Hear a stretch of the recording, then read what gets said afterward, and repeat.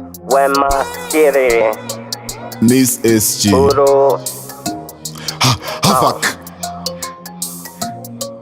Havak Bato chacha pukunde makafa Singasibe kuti ndinoshanda undercover Ndinokunda miyeto Ningazokundika nekunge paka Legend of the seeker, that's when I tora Maskiri for foundation and the future. That's ona mystical skava pipa Vaifunga ncheramba ndiri pasi seklure pastika. Let me tell you sho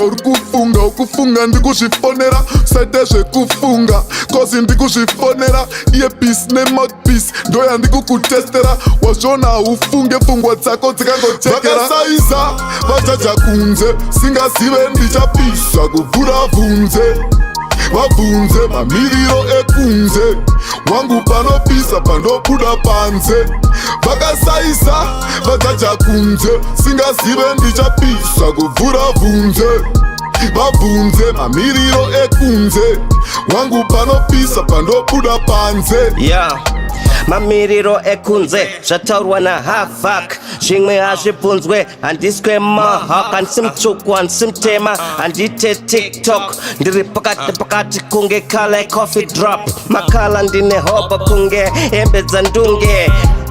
youth ndiyaifana kunzi colors hapana anoziva mukadzi wangu kunge Wallace ndodonedza mabhasi kunge Christmas pass ndine danga rine mvura kunge Mutare ndokupinza church kunge Mai Harare ndini baba vako madhira tinashe mugabe ndiri Bob ndiri Robert Lesta male ndonzi mdhara baba handidi kusaizwa handina ganda kumeso fesi yangu yakaseka musaizwa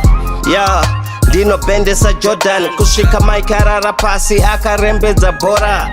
type inopinda musupermarket nemota cause handidi kupfurwa sabodyguard anotya vakasaiza vachacha kunze singazive ndichapisa kuvhura Vhunze